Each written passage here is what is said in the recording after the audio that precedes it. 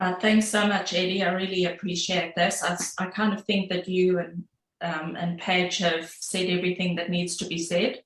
But I will go through our experiences, I guess, in a bit more detail. So I just want to thank Bianca for her contribution to this presentation today. She lives in South Africa. She's got 3 beautiful little girls who have bilateral cochlear implants. And she also represents GPOD, we call the Global Coalition of Parents of Deaf or Hard of Hearing Children. We call it GPOD, and she is one of our representatives at the World Hearing Forum. She would be much better at this than me, so you stuck with me, unfortunately. So GPOD brings together parent leaders from many countries across the globe, and there are a few more that I've heard today that I think we should bring on board. Our diversity provides a richness of experiences and understanding of the needs of families whose children are deaf or hard of hearing. The issue of information provision, and go still back a bit, case. The issue of information provision and informed choice is really embedded into our DNA, and the need for balanced and objective and accessible information is a common theme, no matter where we live. So I thought we would explore this in a bit more detail. So next slide, please.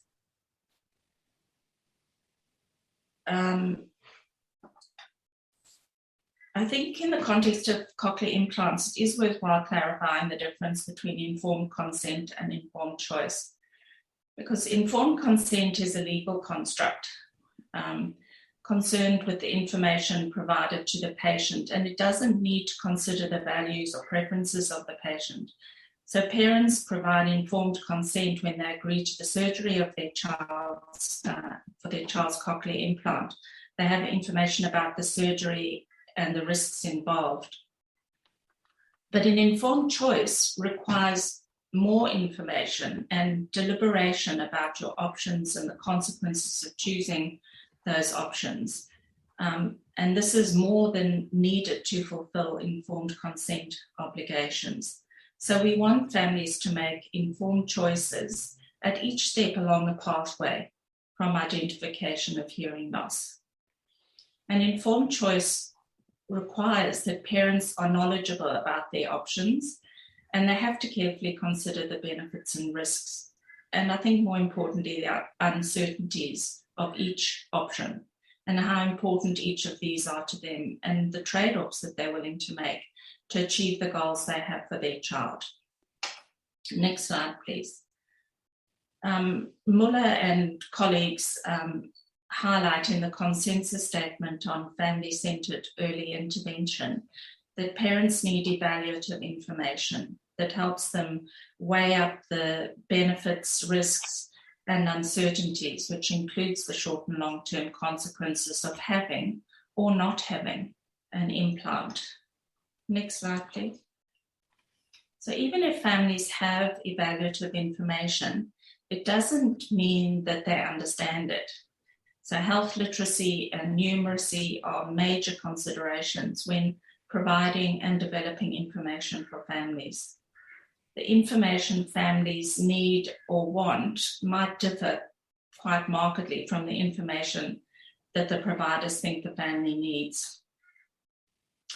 And also the information that needs a family in Australia, so where access to implants, habilitation, maintenance, everything is free, is quite different to the information needs of an affluent family in South Africa, so able to manage the substantial financial burden of implanting their child, or the information needs of a rural family in South Africa whose child is eligible for a state-funded implant program, but ongoing support isn't funded, and the parents might need to head to the city to work, the child is left with elderly relatives for long periods.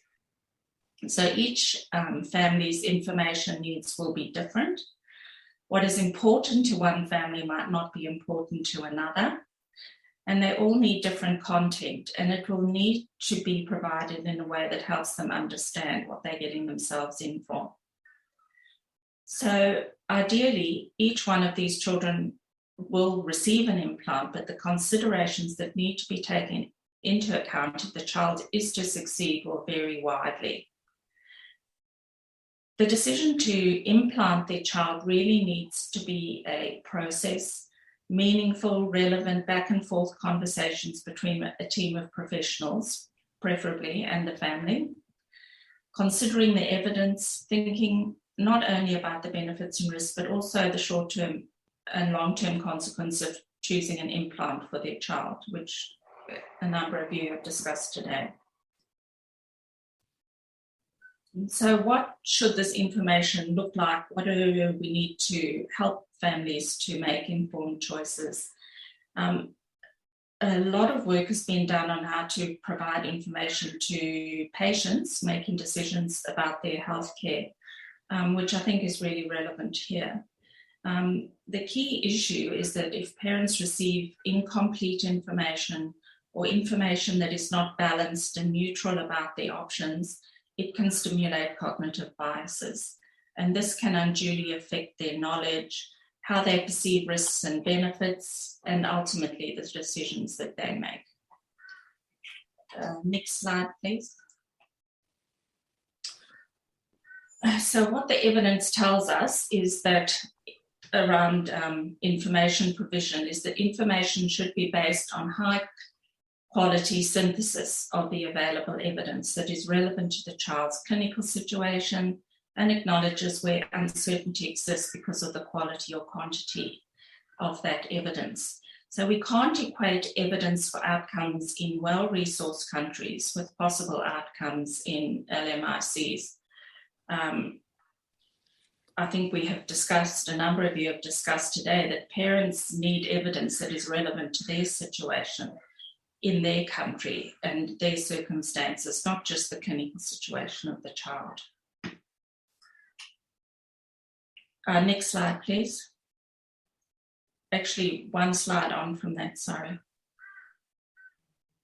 Can you do the next slide? Next slide, and next slide. And information should be presented in a balanced manner, where balance refers to complete, unbiased, and neutral presentation of their options. And this needs to be balanced in the content that families are provided, in how it's provided to them, and how it's presented as well. So it needs to be in a way that parents can process the information without bias. The article that I cited a few slides back has some really good information about how this can be achieved. I also want to point out that the word unbiased has different connotations here to what is described as unbiased information in the context of families making decisions about their child with hearing loss, where bias often refers to modality of communication. I think it's a discussion for another day, but I think it's worth pointing out. So a family fronting up at a cochlear implant clinic does not mean that they have explored all their options and now only need information about their implant. The options the family has at that point is to implant or not implant. And these two options need to be explored in a balanced manner with the parents to help them make an informed decision. Next slide, please.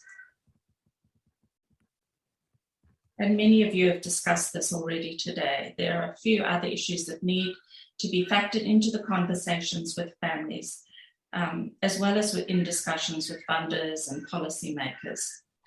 So families need and want to communicate meaningfully with their child. It's really fundamental to their well-being. The choice should not be either or. The schism between proponents of spoken and sign language causes harm to children throughout the world, where the dream of spoken language results in bigger and bigger gaps in their language development. Professor Yoshinaga Otana always talks about 6 months language development in 6 months. And that should be our goal from the outset for these kids, whatever form that communication takes. We've spoken about it being a lifelong commitment. The surgery is really the easy part. Support needs to be affordable and lifelong, and parents need to understand the lifelong commitment and the long-term implications for their child. They really need to plan for those future financial implications. So even when the implant is funded, the ongoing costs are crippling for many families. They need to really understand the ongoing costs, and a financial plan, I think, is really helpful. Not just a cost-benefit analysis, they need to understand how they're actually going to plan the financial commitment over time. The child will not be like other hearing children at school. They will need additional support, teacher of the deaf, remote microphone systems, and importantly, in many countries, smaller class sizes to optimize their listening and learning. This is just such a complex topic, and we'd be really happy to work with you, as Paige talked about setting up some kind of a guide. I think we, the GPOT members, would be really happy to work with CIICA to advance this in a bit more detail. Next slide, please. This is really a plug for some of the articles that Bianca and I have written in recent years. And the next slide, please. This is a message from the Families and Kids of Thrive, which is Bianca's organisation in South Africa. Their limitation is not their deafness, it is late identification, late or no intervention, and unequal opportunities. So thank you, everyone.